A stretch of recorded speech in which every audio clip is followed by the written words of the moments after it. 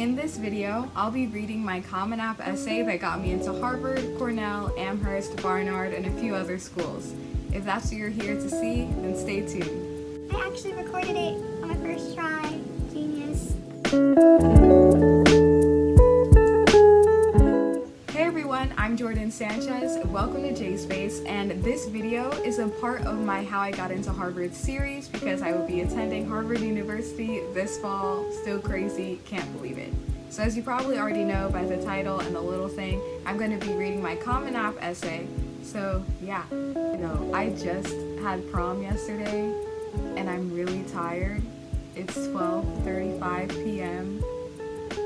Yeah, it was really fun though, that's good. Okay. The Common Application, more commonly known as the Common App, is an application portal for colleges, and it lets you apply to a max of 20 schools. Basically, all of the schools I apply to and most schools that use the Common App require you to submit a personal statement essay. The personal statement essay is known for being very broad, therefore you can really write whatever you want and then fit it to one of the 7 prompts offered, and literally, I think the 7th prompt is write whatever you want to write. The essay can be anywhere from 250 to 650 words long. Mine was 645. So let's get into it. I chose what I think was listed as the first prompt, and it is: some students have a background, identity, interest, or talent that is so meaningful that they believe their application would be incomplete without it. If this sounds like you, then please share your story. This is one of the most general ones, so yeah. Now for my essay. How did you feel about Asians are smart? My history teacher asked. The homework was to read an article concerning the depiction of the model minority. I think it's right. Asians are naturally smarter than other races, a classmate said. Yeah, specialized high schools are majority Asian for a reason, someone added. They are majority Asian because of the segregation of knowledge. My Black and Hispanic middle school classmates didn't know the specialized high school's admissions test even existed. There are plenty of us who are equally deserving. My voice cracked. Despite my internal pleas, I began to cry. I felt indignant, alone, and betrayed by my peers. As the only Black student in every high school class I have taken, my melanin obligated me to speak on every phenomenon that affected Black Americans.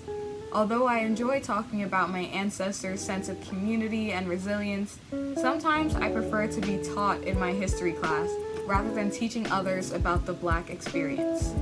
I do not mind educating others about my life. I mind my feelings, the very ones I'm asked to share, being rejected as if they were an incorrect answer rather than respected. I mind the pressure to represent all Afro-Latino students rather than just myself.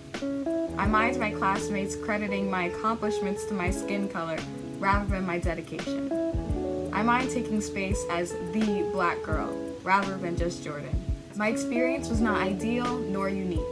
It was a part of a cycle. This was something I had to prevent from happening to the next student. Armed with a story begging to be shared, I waited for the right opportunity to step up to the microphone. And your 2017 National American Miss New York Junior Teen is Jordan Sanchez. The room went quiet. I didn't feel there anymore. I was back in my hotel bathroom, struggling to put on fake eyelashes. I was preparing to be interviewed by a panel of judges. Here, I explained not only why I deserved to win, but how I was already a queen in my own right. My experience of isolation would make me a relatable queen that could mentor others in similar situations. Together, the girls in my community and I can overcome our issues concerning self-worth. The tears flowed from my eyes to my cheeks as I stepped in front of the line of girls. With a bouquet of roses in one hand, a sparkly crown on my head, and a Miss New York embroidered sash across my chest, I took my first walk as queen.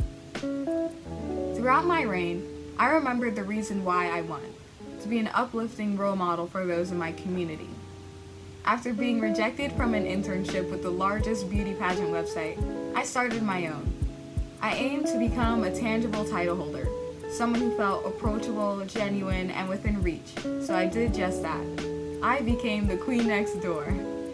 Dedicated to building confidence in youth of color, my platform has made my story worth sharing. My sash has stood behind the podiums of multiple schools in the tri-state area. emphasizing the importance of confidence, patience, and a positive and forgiving attitude to over 1,100 Black and Hispanic students. My website has accumulated 2,000 views from 20 countries.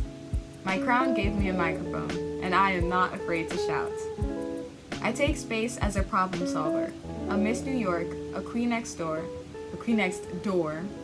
an advocate, and a future world changer who is also Black.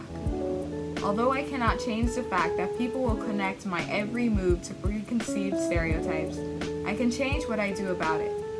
Everything I do contributes to a goal that is greater than I. I know I stand on the shoulders of giants, and for them, I want mine to be sturdy enough to stand on too. That was really cute. So that was my Common App essay that I submitted to all the schools that I applied to, and it obviously worked. Some of them liked it. Fun fact, my teacher actually told me that the essay contained two very separate ideas that couldn't be merged into one, but I submitted it anyway, and look where it got me. Gang. Always stick to your gut when it comes to writing these essays. Write a story that you want to share, and then find a way to make it fit. With the really big Common App essay prompts, like, it's super easy to. So yeah, I would recommend you finish writing at least 1 or 2 drafts of your Common App essay the summer before your senior year, so then you can solidify it in maybe like October and then start submitting it to your early action/decision schools, and you can start focusing on your supplemental essays.